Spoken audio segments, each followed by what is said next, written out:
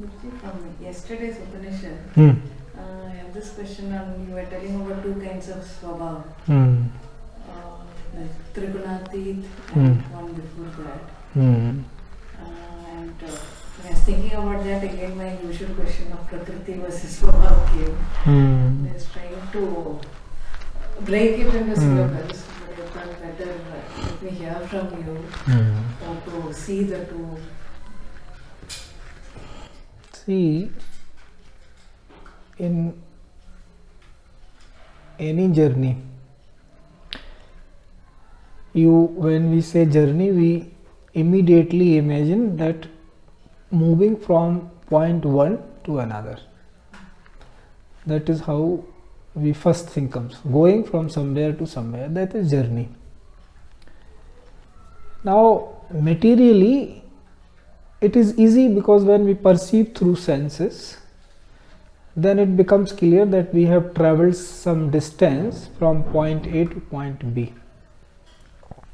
But when this is happening within body while you are sitting, then how to measure point A from point B? But even if it is not visible, journey is happening. That is why it is called journey. So always there have to be 2 points. So all the time we say this is journey from this to that. So this is where you find that this is me. That is called this. And that is where your destination is. That is called that. So for the sake of convenience, we keep some familiar words, so that you and I get the same meaning when we are uttering those words. So people, when they have seen that because of so many contexts, earlier literature was limited, way of living was almost common, so it was not much confusion. What you mean by one word, others also understood. Now you have become a global society. Some word is used in your family or in your surroundings in some other way. Some words same in another culture and context, it is used in another way. So you don't get, the funny words comes to my mind is badass. It is considered in today's colloquial language somebody very good. So how you make sense? If you say generally to the old man who has read English old way, he say, oh, he is abusing me. But this is considered a good word these days. So people those who are intellectuals, they even use, oh, my ancestors were a kick-ass people.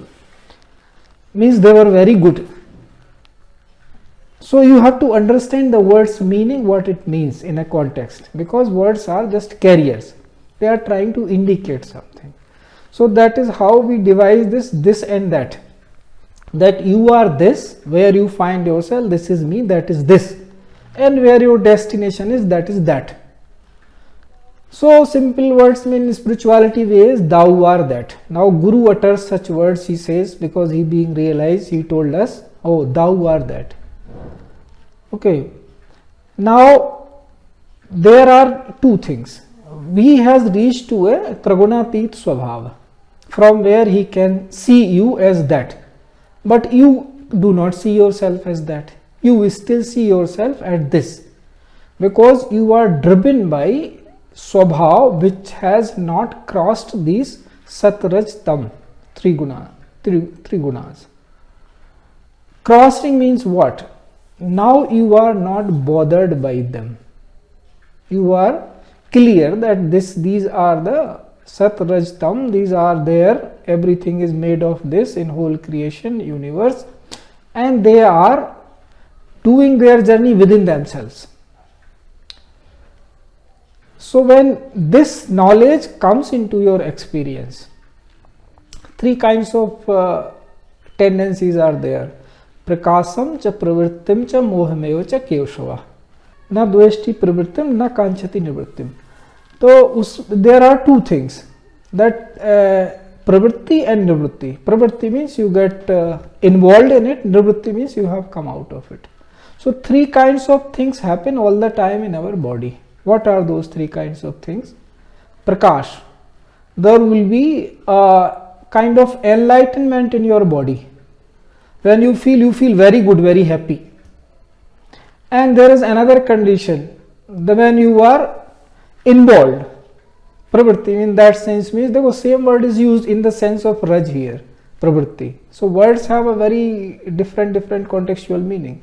It says when you feel involved with the world, means you are not feeling that enlightenment and happiness, but you are engaged. I have to do this, I have to do that kind of thing. I have to perform this work, I have to do all this.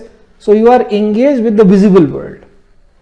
That time is also, that tendency is there. Then third one is you are in the mode of ignorance.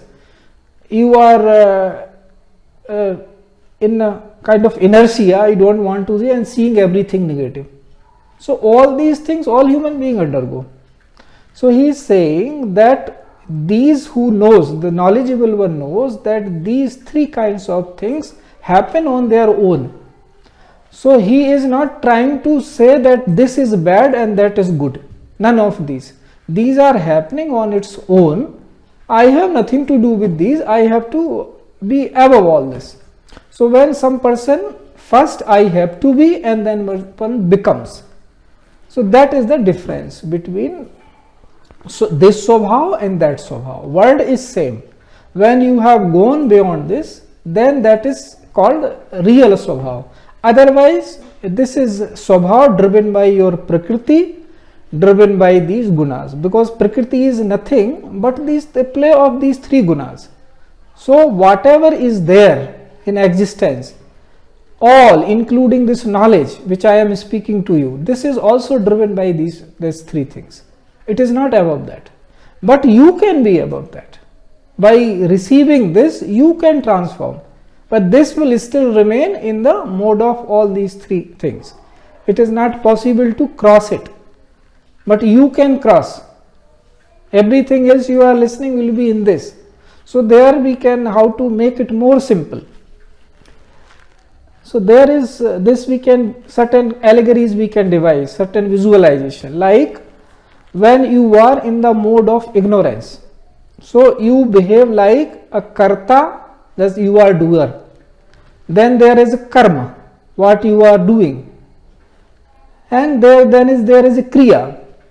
So karta through kriya is doing some karma.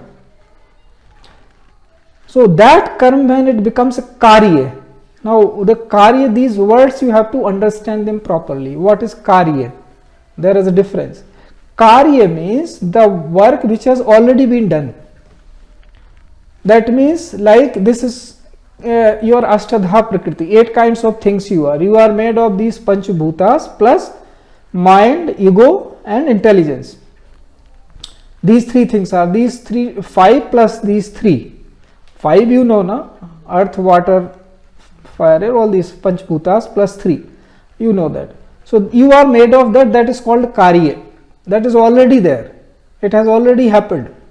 So when your karma becomes one with the Karya, that you become in the mode of earth as earth, in the mode of sky as sky, in the mode of fire as fire, in the mode of water as water, like that, in the mode of air as air, and in the mode of mind as mind, in the mode of ego as ego, and the intelligence as the intelligence. So this is not yours, this is already there. This is not, you didn't create. You received this, when you found your consciousness, you think these things are already there in you. All these things are, you made of all these things. You have not done anything in this. So when your karma becomes one with that, so that is called karya. So till then person is considering oneself karta. Till then he is caught by all this maya. So karta does the karma and then he has to undergo the bhogam. If you say I did good study, then you have to enjoy the result. You have to come first class and you have to enjoy that. So you are enjoying your karma. You do not think, no, I didn't do anything, I only made my efforts. which I am supposed to make. So this is karta karma and karya wala, where the kriya is hidden. This is the thing. So kriya also happens, kriya may be changed. That is what the spiritual people do. Now second stage is knowledge. You need to get knowledge. So there again you become three person. What? Gyan, Gyata and Ge. Gyan means knowledge which you have to acquire. Gyata means the one who is knowing it. And Ge means that who needs to be known, or that what needs to be known. First it is what, then it is that. So Ge. Ultimate Ge is your ultimate potential, divine, Guru, Ishwar, whatever we say, whosoever, whatever name we give. So it is not a what ultimately, it is someone, because you are someone. You do not consider yourself as what, you consider yourself someone. So someone has to find a destination in someone only. You are not going, no, I should become inert. My ultimate potential should make me reach. Now I am someone, but my ultimate potential is to become something. It is not your goal, is it? Conscious person's goal can never be like this. So this is how. Now if you go, when you come to know that this is not me, this knower is also not me, then you turn to the third stage, where you become drashta, the one who sees.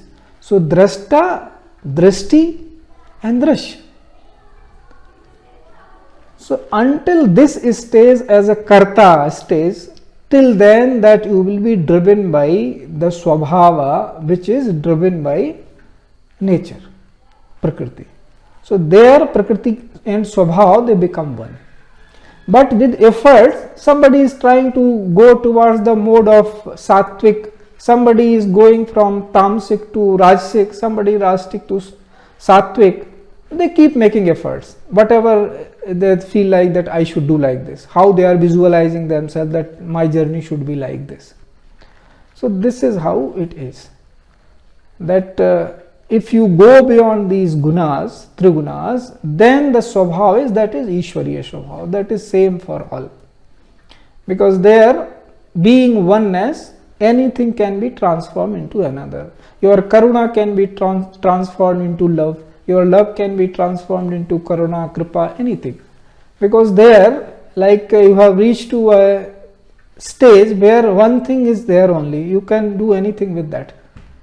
So because there is only oneness, this multiplicity is there. So tamasic swabhava is called when you are seeing every person from A to Z, that there are these 26 people. That is called, in everybody you are seeing that they are different and they are limited to body. That is called tamasic swabhava. When you have reached to that, no, these A to Z, there are 26 people, but the same divinity is in all. Then you are in a rajasic mode, you are trying to behave well with each and everyone. But when you see there is only one thing, so all are into that, then you have reached to the sattvic mode. So this way you progress depending on how you want to. So you slowly with your efforts and others' efforts also, you reach somewhere where you see yourself that reaching to that realization dawns upon.